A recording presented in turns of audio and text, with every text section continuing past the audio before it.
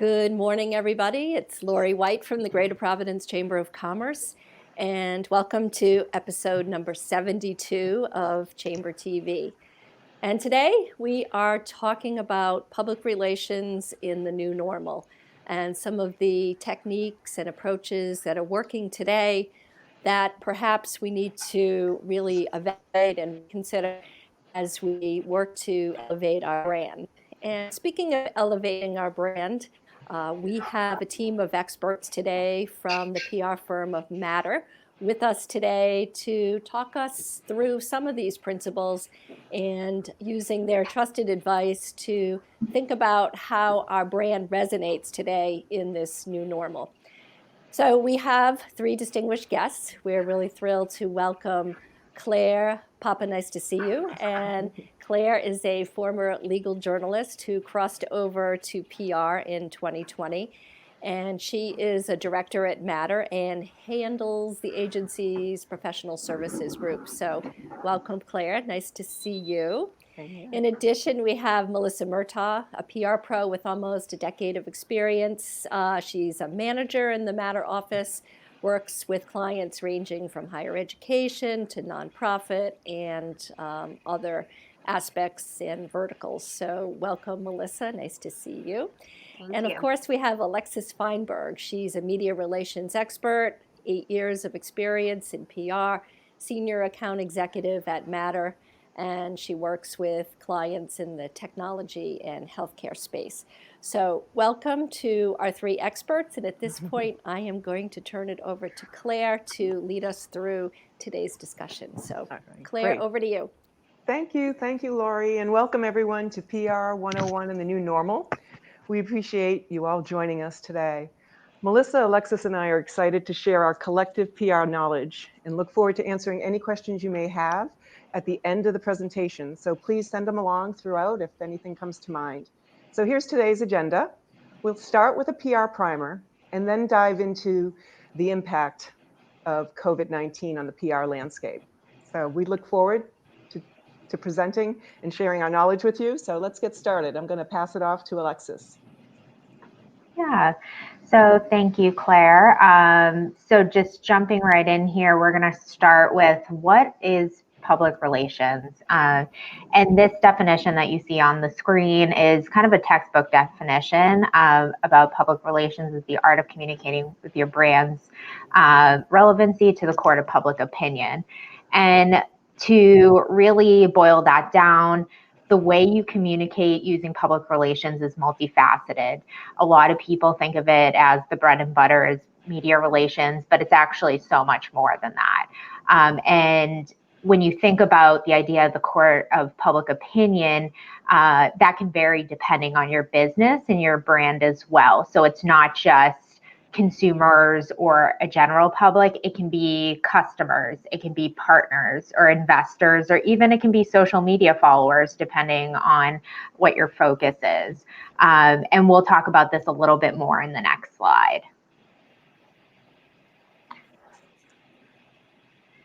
So getting a little bit deeper into some of the ways that public relations can be used. When we look at how it fits into your marketing strategy, it most certainly works in tandem with your sales teams, marketing teams, as well as advertising teams and what their efforts are there. And it's also a really cost-effective way to generate buzz. The goal is usually to get editorial coverage, or it's really internal efforts that come from you. It's not paid. It can be, but for the most part, it's all just, the goal is to get free awareness as well as interest, engagement, conversion, and advocacy. And when you look into each of these 5 categories, there are different ways that you can approach each of these stages of public relations. And one thing to mention is if you are, I'm sure we got some people in the audience today who are at smaller companies, or maybe you're an entrepreneur, you can still use public relations to achieve these 5 stages, but you might want to just scale your program to fit your needs. So for instance, if you don't have an advertising department or you don't have a sales department, maybe you are all of those things, you can still weave in some of these goals. And that's going to lead me a little bit more into, so how do you generate this positive buzz as well as brand awareness?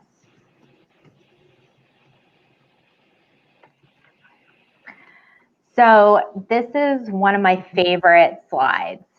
What it plainly says is get me on the cover of Forbes. And a lot of companies or individuals think that the holy grail of public relations is getting coverage in one of these top business magazine, whether it's a magazine, an online publication. And while getting on the cover of Forbes is prestigious, it might not actually be the best fit for your company and brand. So for instance, say you are an automotive facing company. Getting on the cover of Forbes isn't necessarily where your target audience is going to be reading. So it might make more sense to get into some of the trades or even local media. So maybe it makes more sense for you to connect with local Rhode Island media or even media in the Providence area. It's really just about, when you think of where you look to get coverage, it's about where your audiences are reading and watching and targeting your PR efforts there, not necessarily on getting the big name coverage. Although there is, of course, a role for that, depending on what your goals are. So now we're going to talk a little bit more about how to tell that compelling story. So when it comes to PR, you always want to have a compelling story to tell with media. And the way you go about that is there's certainly a brainstorming aspect to it, but it also, you want that story to go into how you approach media.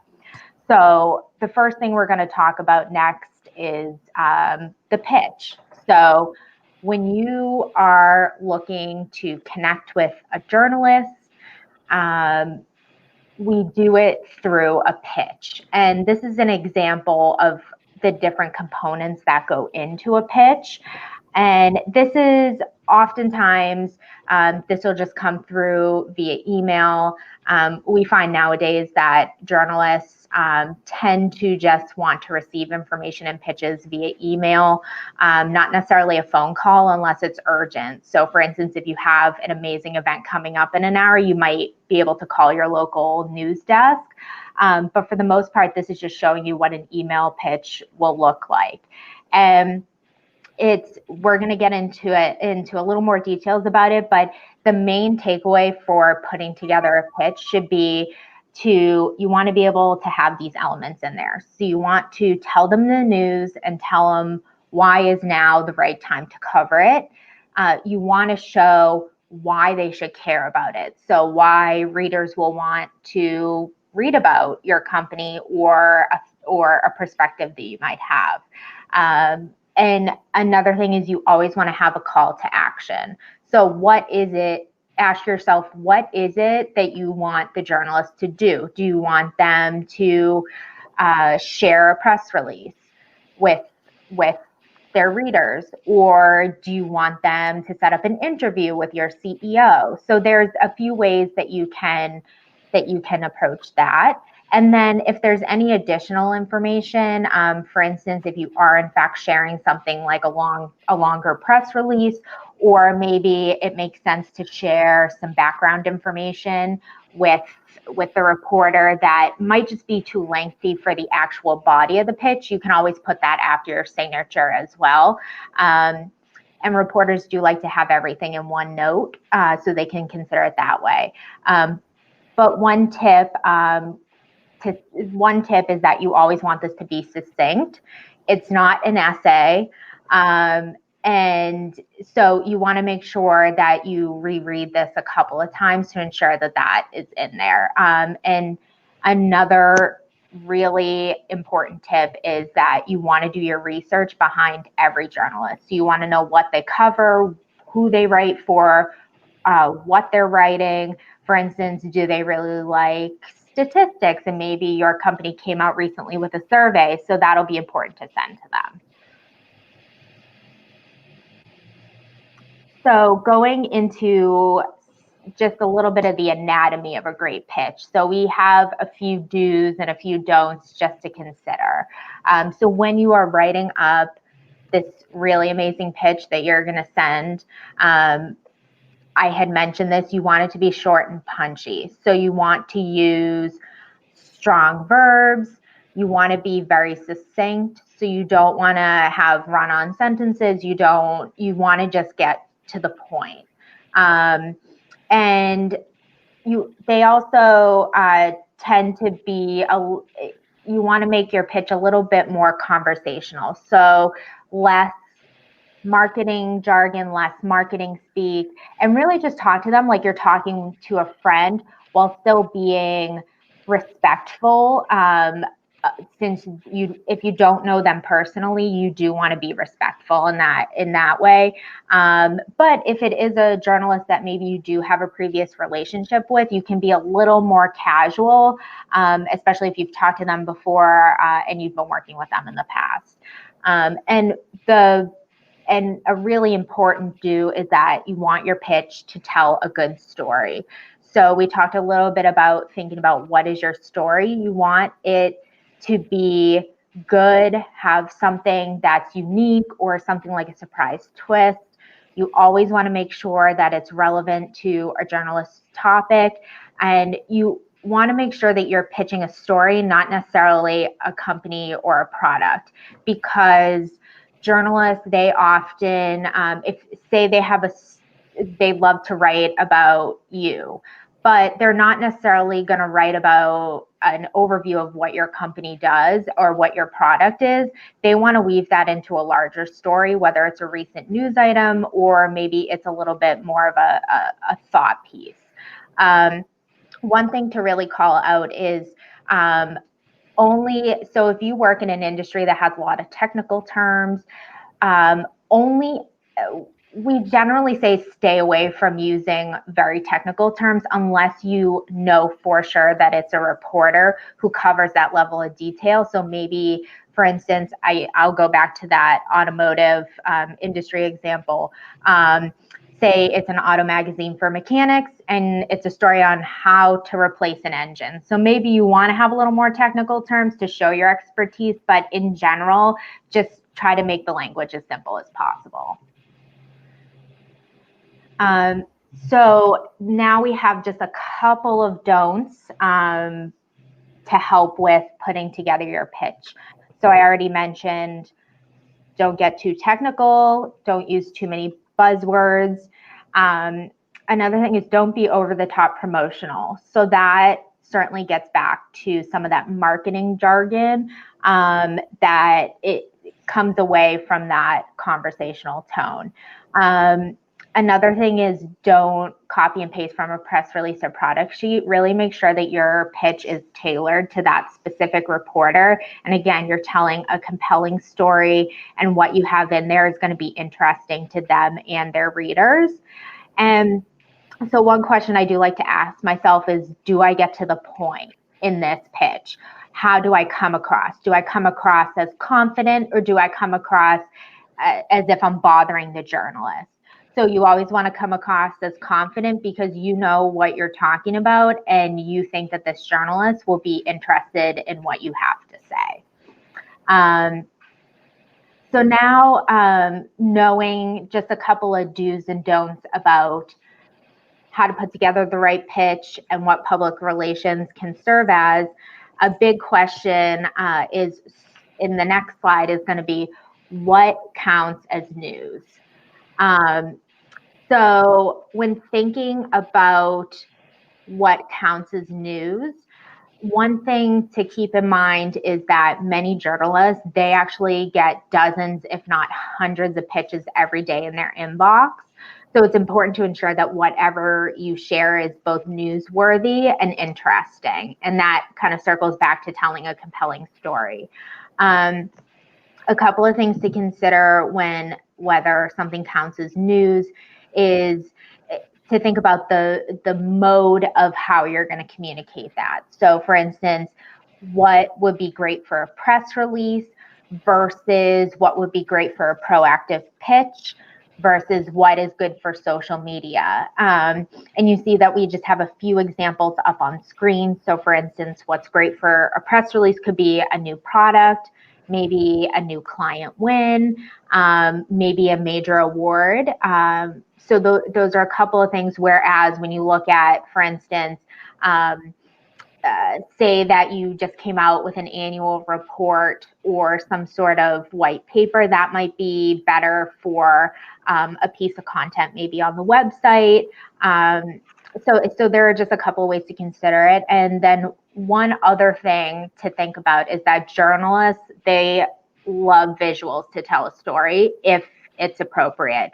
So if you have a really cool video that kind of demonstrates your product, or maybe you came out with an infographic to show that what your expertise is, or a particular set of trends, maybe it's even survey results, be sure to send that to the journalist, because they'll want to see that and they'll want to consider that in your pitch.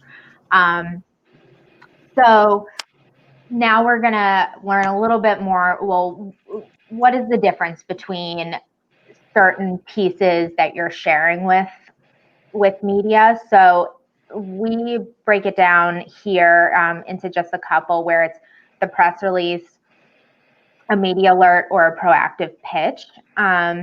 So when thinking about each of these types of ways that you can communicate with a journalist, you want to think about what the purpose is. So for a press release, the goal is going to be to share an interesting news item, and it's going to have fuller details. It's going to have a quote from a spokesperson that could be used in a story, and that is going to be a longer piece that tells more of a story. Whereas a media alert is a little bit different. It just has a highlight of details. It has links and logistics, and it communicates information quickly and concisely. So to give you an example of where that might differ, you might want to look at using a media alert for an event, whereas a press release might be a new product announcement. And then, of course, looking at a proactive pitch, this is going to be tailored to a specific audience, and it has just the critical details that the journalist is going to be most interested in. And it also adds context, brings in trends, and different things like that really you can tailor to each journalist. So one last item that we want to talk about in our introduction to PR is thought leadership programs.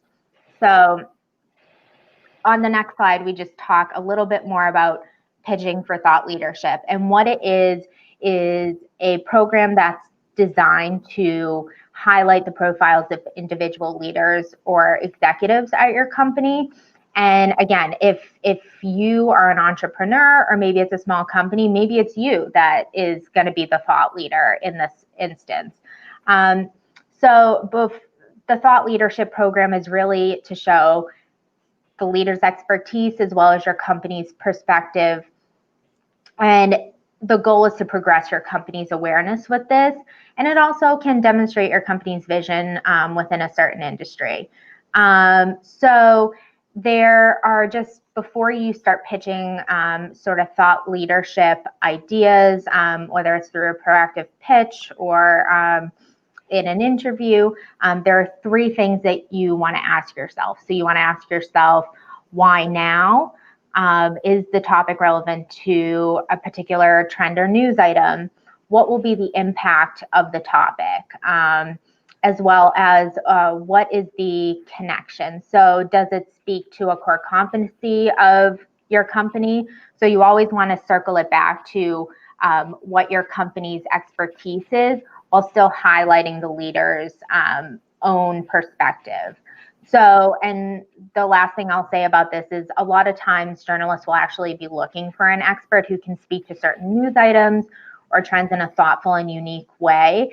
And it's not necessarily about directly promoting your company. It's about using their thought leadership as a platform to show who your company is and what it does. So you just want to make sure that when you are approaching an opportunity like that, that you develop those talking points as you approach these.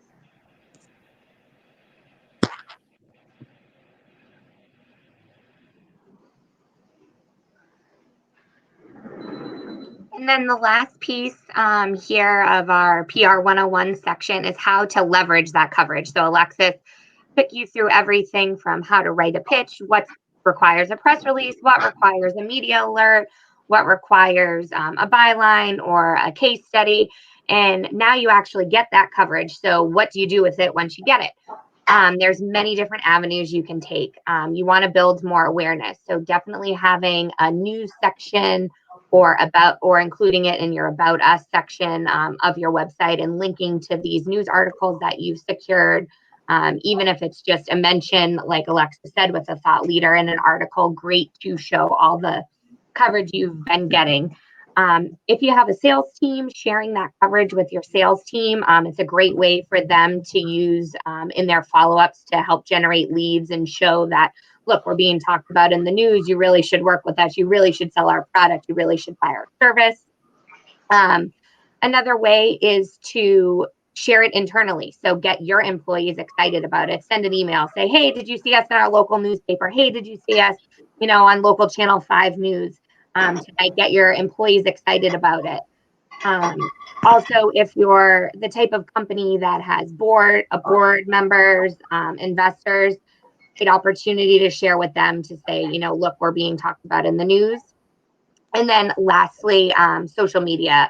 Any news coverage that you get or mentions, it's great to share on social media and encourage your employees to share on their pages as well.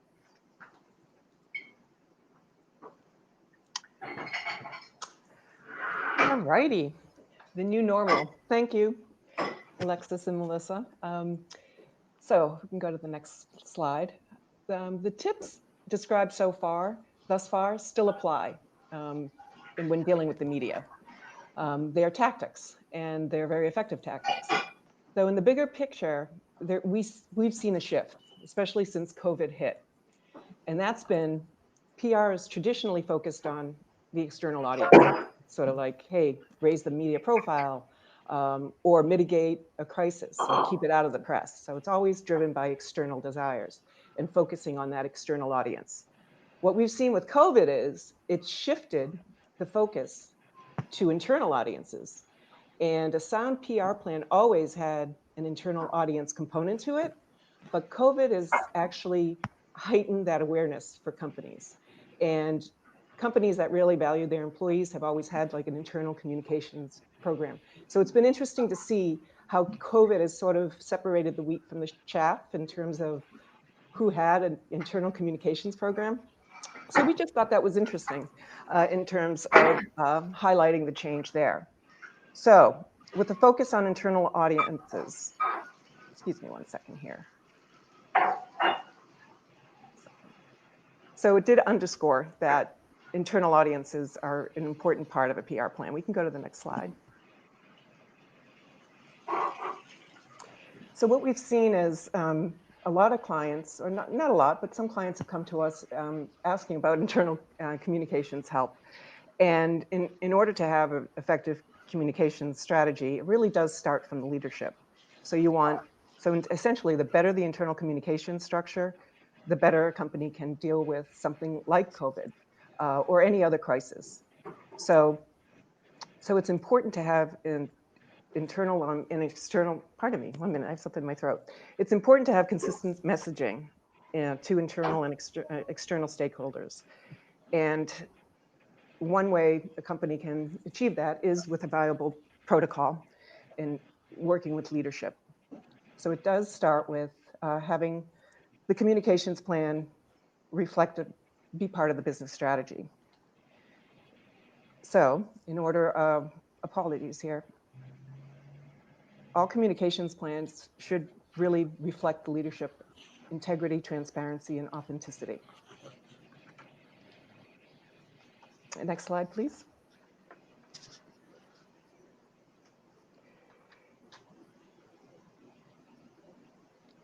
This slide highlights the internal communications tools used. And before I get into those, I just wanted to articulate that it's important for companies to have the communications professionals at the table with leadership. If a company doesn't have a PR internal communications plan, it's important to draw upon all departments within the entity. So essentially, ideally, you would want someone from leadership, HR, legal, and also the communications team. From there, that core team would talk about what's important to the enterprise in terms of internal communications and how to relay that information to employees and other stakeholders. A lot of the internal communications aspects on how a company treats its employees internally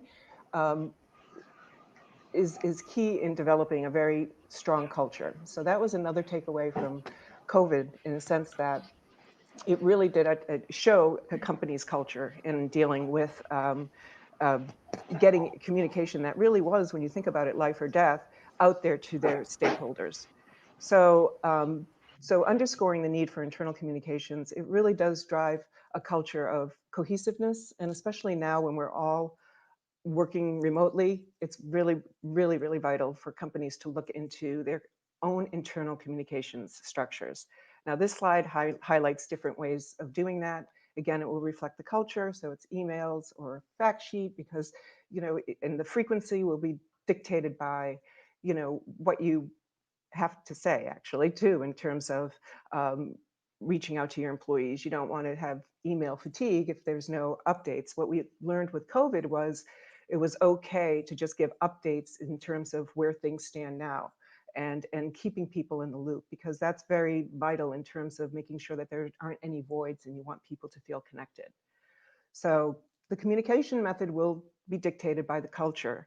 But in terms of reaching out to your employees and looking into internal communications protocol, it's really part of a very sound external PR communications plan.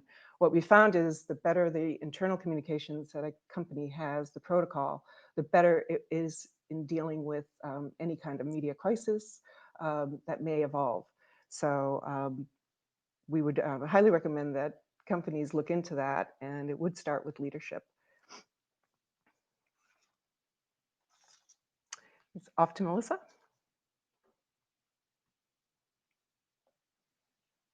A strong internal. Oh, sorry. Can you hear me Yes. now? Sorry, I was muted. Okay, great. So now that Claire shared the importance of having a strong internal communications, and that's really what we focused on with all of our clients at the start of COVID. And now that we're kind of into our new normal, all the things that Alexis and I discussed earlier do still apply. So sending out pitches, press releases, all of that good stuff, the bread and butter of media relations still applies, but it's just thinking about, a handful of different things on when is it appropriate to tell your story.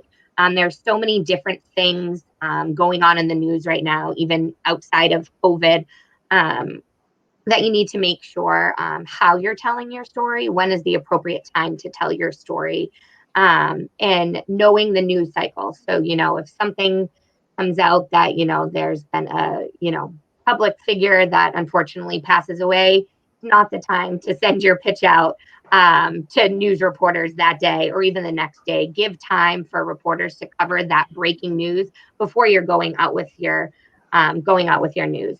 We kind of tell our clients, even if you're thinking maybe, maybe not, even if you have that little bit of doubt, wait, it's probably not the best time.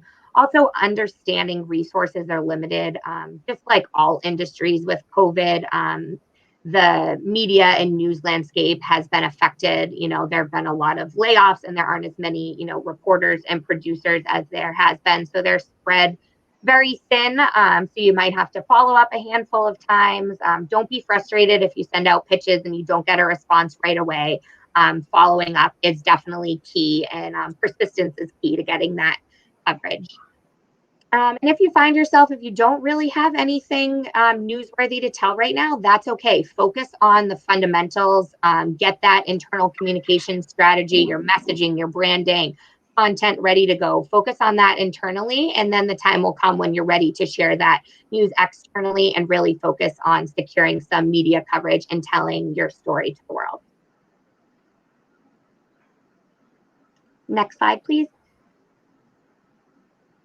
And then this kind of touches upon, I touched upon this a few moments ago, communicating during controversial times. So not only during COVID, but with everything with the election coming up and Black Lives Matter, there's so much going on, and everybody and a lot of our clients come to us and say, should we comment on this? Does it make us look bad if we're not commenting on this? So we put together some questions that we go through with our clients and figuring out, does it make sense for you as a company and you as a leader of a company comment? So do you have a connection to the issue at hand? Do you have something meaningful to add to the conversation? If so, when and how often do you want to comment on it? Is this an issue that we plan to communicate with our customers with on a daily basis? If so, yes, you probably should take a stance and let your customers know. But if it's something that really doesn't affect your business on a day-to-day basis, sometimes it's best to leave things unsaid, and sometimes it's better, to just not say anything at all. And next slide. So now that Claire, Alexis, and I have done a lot of the talking, we would love to hear from some of our listeners what, after what we've shared with you, is there anything that you guys are working on in your companies that you think might warrant a pitch to the media? We'd love to hear your thoughts and kind of help guide you on what would, make sense for your next PR move at your company.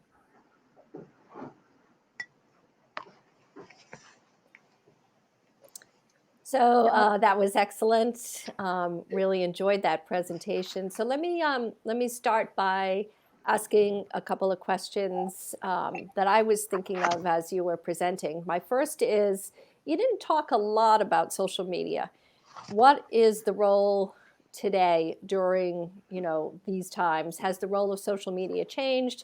Is there social media fatigue? And what percentage of your PR arsenal should consist of social media?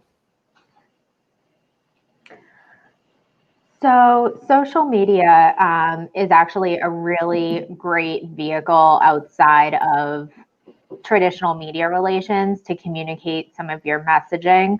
And relating it back to this new normal and how there's been a lot of controversial topics in the news, this is another area where with Melissa's some of the tips that she shared, where you really want to be careful about what you're sharing and does it make sense to share. So for instance, we've worked with clients where maybe during the beginning of the protests across the country, they typically would post things about what they can do and what their product is and things like that. So we had advised them, maybe right now on social media with everything going on, we just kind of not post for this week. So it's really having that sense of sensitivity to what people are posting on social media. But in a more general sense, social media is a great way to connect with your audiences. It's a great way even to connect with journalists too. So for instance, maybe there's a couple of journalists or influencers who are top of mind to you. So that's a great way to keep in touch with them, maybe retweet some of their recent articles that are relevant for your company. But it's also a really great way to engage with audiences as well. I wouldn't suggest using social media just as a way to push your product or service. I would also consider that as kind of its own thought leadership platform. So maybe you share some educational tips. Maybe you do a fun poll to get people engaged. And really on social media, it comes down to how you engage with people. And then so flipping that back to right now, you then have that added layer of what is appropriate now. And sometimes the appropriate action is to post nothing at all. Mm-hmm. Anybody else want to chime in? Claire, you're... No, but Melissa talked about this earlier too, about leveraging your coverage. So we find that it's a nice complement. Social media is part of a comprehensive, approach. So it's a nice platform to leverage. And to Alexis's point too, we find that a lot of the executive thought leadership programs really translate nicely to, let's say, LinkedIn or something like that, just to keep that steady stream out there. Mm-hmm. Melissa, you want to chime in on the role of social media and the percentage buckets that everything should sort of roll up into? Yeah, so Claire and Alexis definitely hit on a lot of the points that I would share, but we do, as a little plug to Matter, have a social media team. So as PR, we're all three of us on the PR team. So when we do secure coverage for our clients, we provide feedback on what platforms they should be sharing, but we also have a social media team that are experts in social media, but we think a healthy balance of PR, social, paid, everything comes together now for a full comprehensive marketing program. It's not just PR, it's not just social, everything really ties together to have a successful marketing program. Mm-hmm. So you touched on influencers, and that's a very interesting topic today. Yes. At what point or under what conditions or scenarios would you recommend to clients that they use an influencer, quote unquote, to be a brand champion? Great question. So I actually deal a lot of my clients have influencer programs because I work with a lot of consumer brands. So if you have products, whether it's, food, clothing, apparel, um, influencers are huge with consumer brands. Also starting to be more important with service industry as well. I know personally, I get a lot of information from following influencers on Instagram and on Twitter and on Facebook, especially the mom demographics, working from home and trying to figure out remote learning and tips and tricks. There's so many different avenues companies can use influencers for, especially now where, going out isn't as common and you can't have a bunch of events and demonstrations and trade shows and stuff to get your product and service in front of people. Influencers is a great way to specifically target your key markets. Mm-hmm. Maybe you want to explain what an influencer is, just to make sure that we're all on the same page as to what. Absolutely. We talk about these daily, so sometimes I just get wrapped up in our little worlds. So an influencer is somebody that is well known in their community and in their industry that provides information to the general public via social media. Instagram is the biggest platform for influencers, but they also tend to post as well on Facebook and Twitter too. Mm-hmm. And to retain an influencer is not generally a cheap proposition, so to speak. There's significant amounts of money that are exchanged for influencing a brand. Yes, absolutely. So sometimes there's influencers that range from all over. So you have, local moms that are influencers in their communities to, celebrities that are national influencers. So sometimes, you can, if you have a new product and you reach out to one of your local influencers and say, hey, can I mail you this product? Would love for you to check it out. Sometimes they might post on their social channels for you. Not great, but a lot of the bigger influencers do require payment to post about your company and products. Well, how do you become an influencer? That's a great question. Claire and Alexis, I feel like we could spend a lot of time on this question. So it really depends. I think a great example would be, I actually have a former colleague who worked at PR agency with me, and she's now a full-time influencer. She started her own makeup blog on the side. Companies sent her, free makeup, new products to try. She would post about it. She started getting some great engagement. She's based in Boston. And then, she was able to start charging people for these posts just because she has thousands of followers and getting tons of engagement. And last year, she was able to actually quit her job at the PR agency and become a full-time influencer. But it takes a lot of hard work, time, and investment to become an influencer, because you just need a bunch of content multiple times a day, really engage with your followers, comment back. It really turns into, for her, it was like she had two full-time jobs until she got big enough. Yeah. And just to add to that too, one thing to think about, especially in the influencer market nowadays, it's not just about the influencers who have 6-figure or even 7-figure followers. Micro influencers are pretty big now, and that could be someone who has maybe only a few thousand, maybe even only a few hundred, depending on the market, and that's really grown too. So to add to that question about becoming an influencer, it's also about having a unique perspective on something that interests you, and also just being consistent in what you're posting and what you're talking about.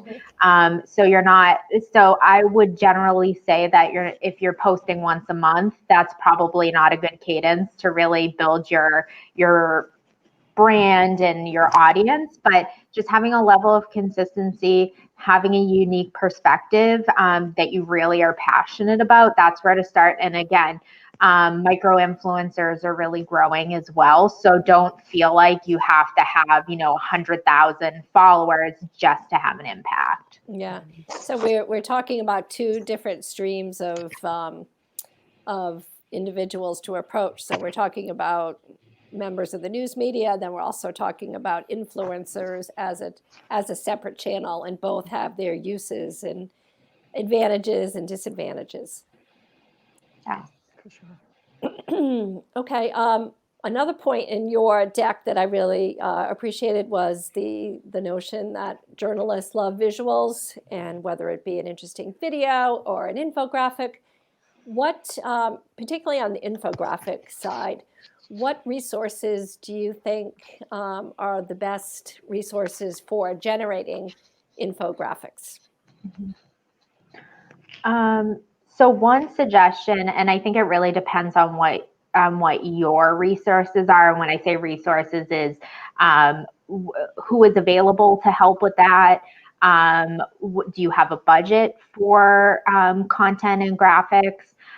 So for instance, if you have part of your marketing budget to be able to produce that sort of collateral, you can either work with an outside agency. Like I know that at Matter, we have a big graphics team that does those sort of things for clients all the time. Or maybe it's an internal person who does that for you. But I also want to touch upon if you're someone who it's a small company, maybe you don't have a big budget, maybe you don't have a budget at all, maybe it's just you. There are some resources out there like Canva is one that you can use to make something basic. It's going to be a template, so it's not going to be super tailored to your company and brand.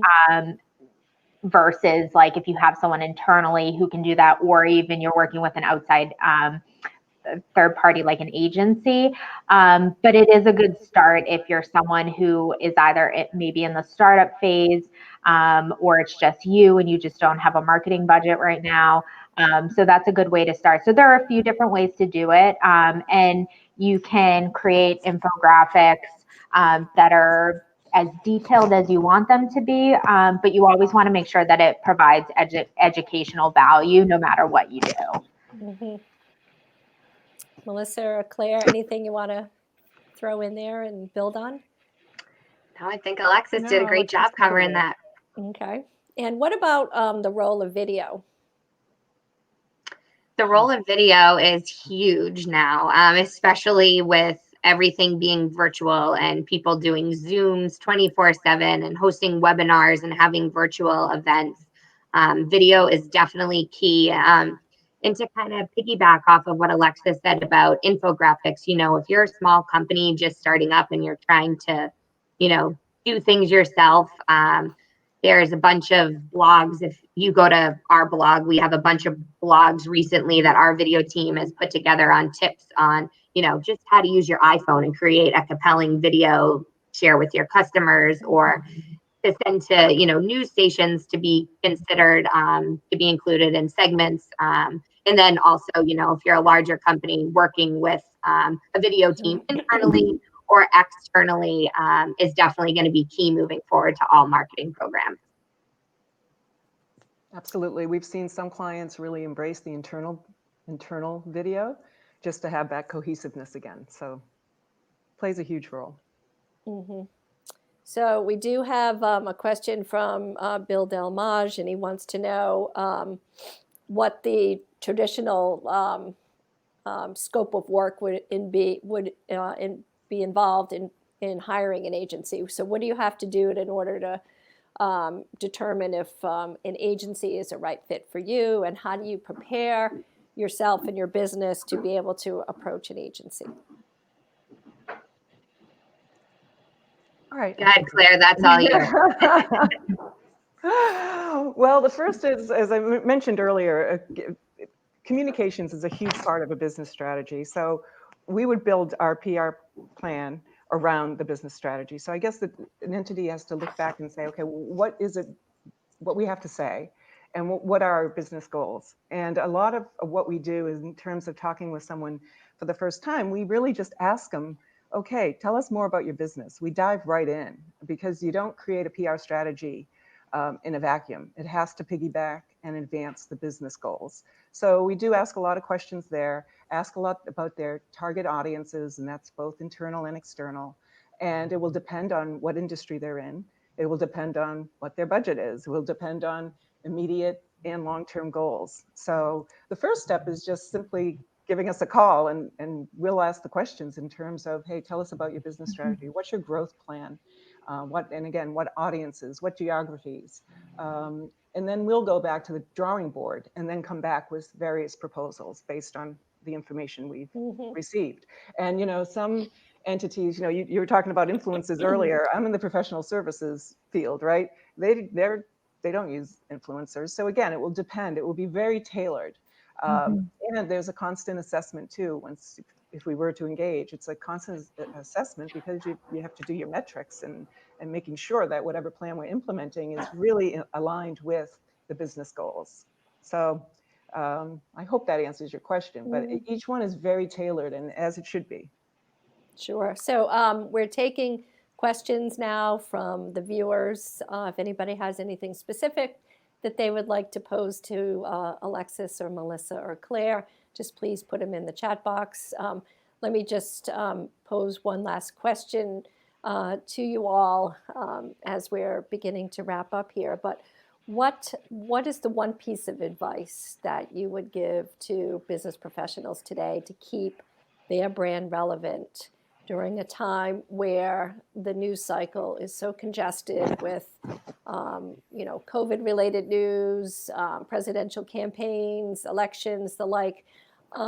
What is one simple tip that you can provide that would keep folks relevant and also provide a relief for viewers who really want to consume something other than the two things I just mentioned, COVID and politics?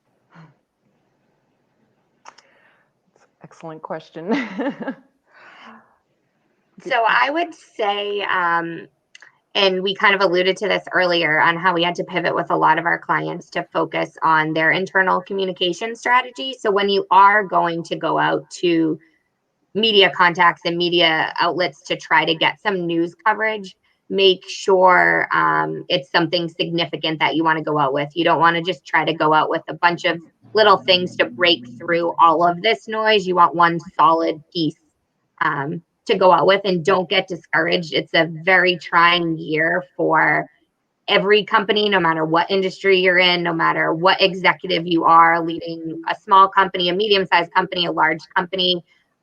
Don't be discouraged. Things are starting to pick up, in the news, and things will get better in 2021 and get more back to our PR normal. Yeah.